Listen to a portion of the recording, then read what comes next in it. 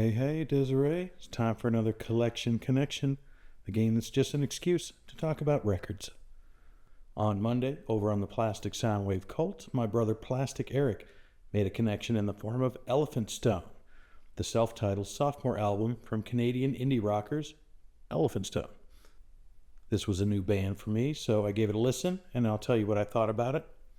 As per the rules of the game, I have found an album from my own collection that shares some facet, quirk, or piece of trivia with it. Today that'll be the 1997 album When I Was Born for the Seventh Time, the third entry from English pop band Corner Shop. I feel like it's a pretty easy connection today, but I'm still not going to tell you directly what it is, because the challenge to you is to glean what the connection is from the information given. You can put your guess in the comments, along with anything else you might have to say about either of these bands or records, or even what you would connect them to from your own music collection. The first correct guess will earn a shout out in my brother's next video. But first, let's officially reveal the connection between the previous pair of albums, those being I Often Dream of Trains from Robin Hitchcock and the aforementioned Elephant Stone. And the connection is a bit of a groaner. It's a bit of wordplay for you. And it is that each artist consists of the name of an animal and the last name of a famous movie director. So we had Robin and Elephant, and Hitchcock and Stone. Eric said he has a hard time seeing the name Robin Hitchcock and not thinking of Alfred Hitchcock immediately. So that's what he carved out as a connection, and nobody guessed it, so that point goes to us. And with that, let's get on with the show.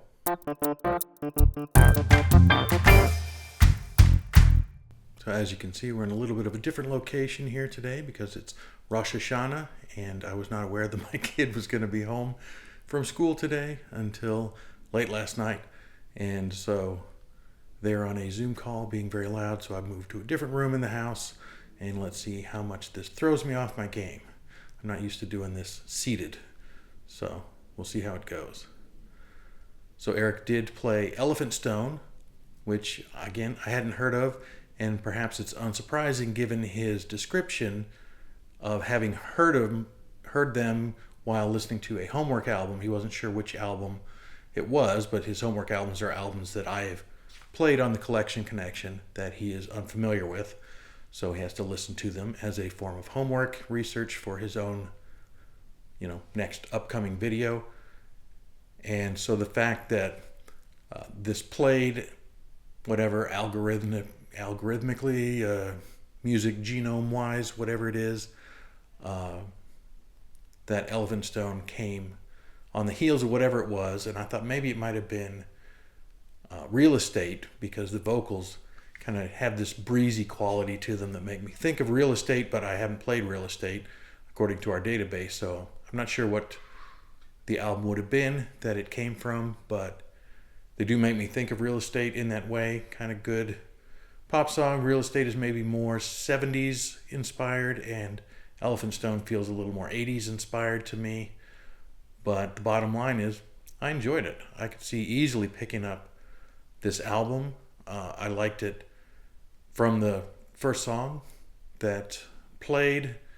I would say that there wasn't a track that struck me as weak on the whole album. Can't talk about it too much without it being a little too apparent what the connection is, even though I think it's a pretty easy connection anyway.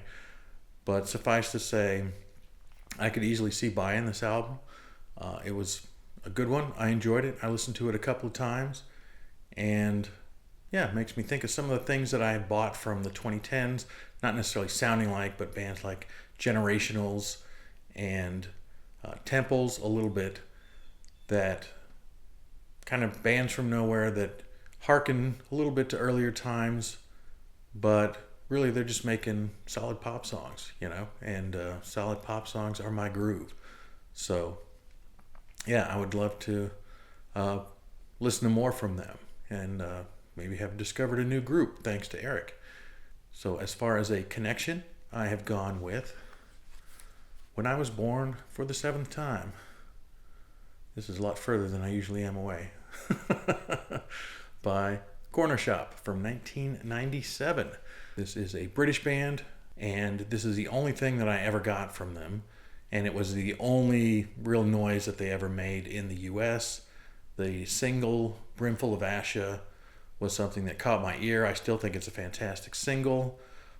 Just a real kind of simple groove talking about Asha Bosley, who was kind of a mainstay on Indian Bollywood movie soundtracks and things like that. And so it's just about listening to Indian records. The band leader, Tajinder Singh, I believe. I want to just say Jinder, but I listened to him say it, and he did pronounce the T at the beginning. Tajinder Singh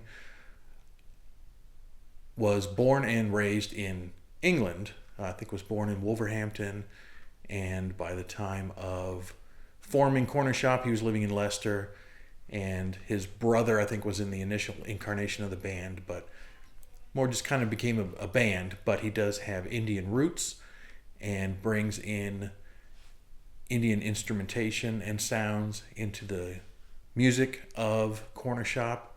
Corner Shop itself being kind of a derogatory or kind of owning a negative stereotype, I guess, where there's an idea in England that all the corner shops, the local convenience stores, that pop up in many, many neighborhoods in England are all run by Indian people, sort of their version of the Apu from The Simpsons stereotype.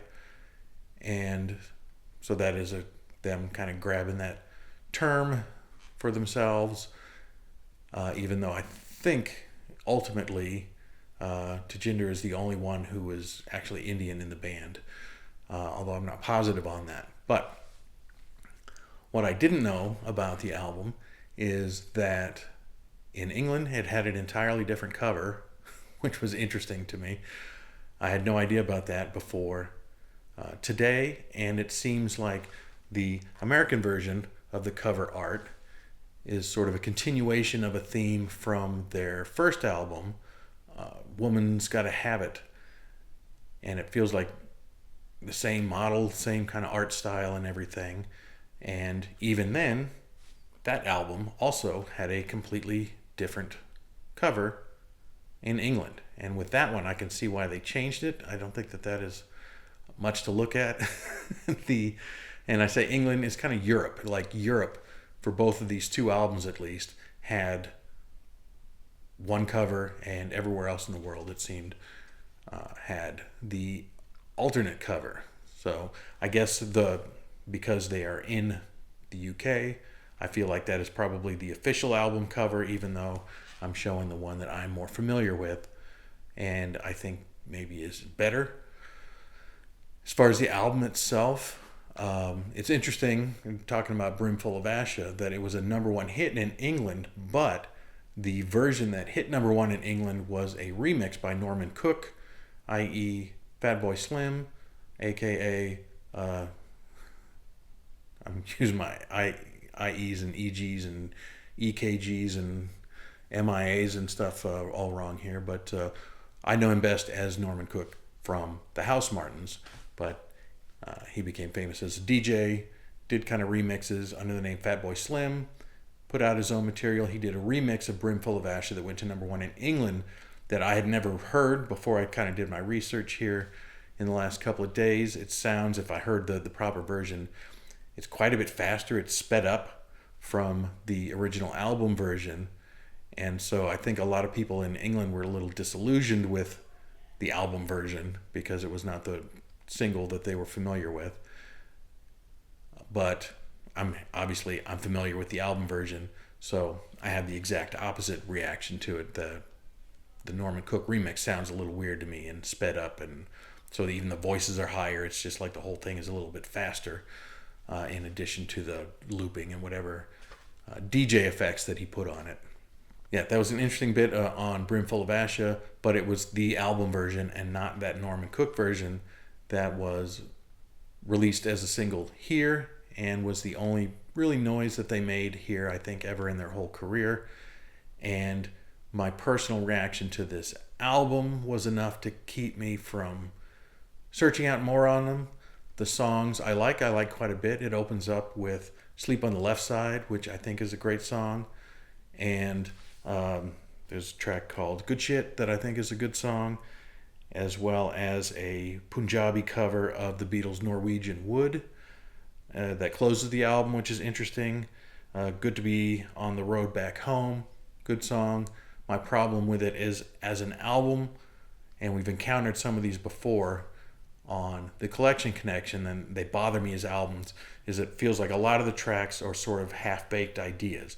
It's one thing if there's one or two tracks interspersed that are, a minute-long soundscapey thing that isn't anything in particular. But these are 2 and 3 minute tracks that are just kind of a loopy noise or talking over a sound loop, and that I don't know. I don't enjoy those as nearly as much as songs, and especially on side one. I think it gets a little better on side two, but on side one, it feels like there are kind of 2 songs on side one, and the rest are just sort of sound experiments, and that kind of wears a little thin on me. Even something relatively straightforward like Funky Days Are Back Again feels like, again, an underbaked idea, less soundscapey, but I don't know, it just doesn't feel like it feels like a demo of an idea. And so I was actually kind of annoyed with it, listening to the first half of it for my research. And I was like, God, no wonder I never pulled this album out. I got Brimful of Asha on a playlist somewhere, and I rarely listened to the rest of it. But that was coming off of the high of Sleep on the Left Side, which I knew that I liked. And that comes on, and you think, oh gosh, why don't I listen to this record more? And by the end of that first side, I'm like, oh, that's why I don't listen to it more. It annoys the crap out of me. There are more songs feeling on side 2, but even that suffers a little bit from that sort of half-baked, to me, not quite a sound thing. That said, it was very well regarded when it was released. Some magazines, and I don't think it was Spins, but I forget who, but some magazine named it their album of the year for that year. But between never running across them really again in the wild, even though they've released albums up into the 2020s, not a ton of them, but every 4 or 5 years they'll put out a new record, and I think they're well regarded. I don't know that they're scoring hits even in England at this point, but yeah, I've just never heard any of it. I didn't love this album enough to seek more stuff, and they never made enough of a splash that I just ran into it anyway, sort of regardless of what I was looking for. So that's my take on When I Was Born for the 7th Time by Corner Shop. I will note that I did notice that both albums have a song where the word your is abbreviated to YR in the song title. With this one, it is We're in Your Corner. And I can't remember the name of the song on the Elephant Stone album, but it was another one where your was reduced to YR. The only other one I can think of that I'm familiar with is Spoon has a track called You Got Your Cherry Bomb, where the your is expressed as YR. But that's not the connection. That said, I think that the connection, if you watched Eric's video, it's going to be super clear. I just feel like this is an EP that got stretched out, with filler material to album length. And so I don't find it as great as most people seem to, that thought it was a bit of a masterwork from the late 90s. It's definitely interesting, but I don't love it. And with that said, I'll throw this over to Eric, Corner Shop, When I Was Born for the 7th Time. And you can look for his response, where he finds something from his collection to connect to this, and he will make a video about that, and he will show it on Monday, so you can look forward to that. In the meantime, if you think you know what the connection is between Elephant Stone by Elephant Stone and this album, When I Was Born Again for the 7th Time, Is it again? It's just When I Was Born for the 7th time. I don't know if I've been saying again in there or not. Apologies if I have. But by Corner Shop, if you can identify the connection between these two albums, then put it down in the guesses.